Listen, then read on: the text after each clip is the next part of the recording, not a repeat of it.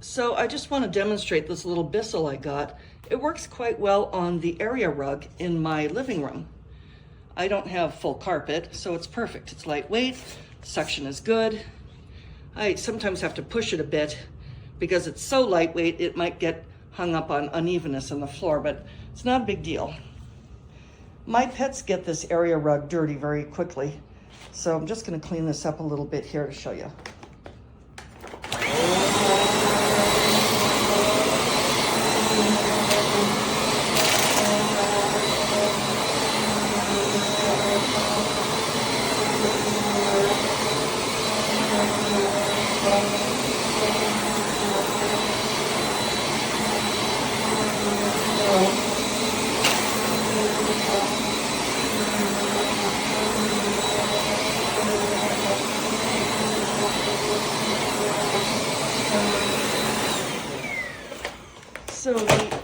So the same space that I just showed you is a lot better.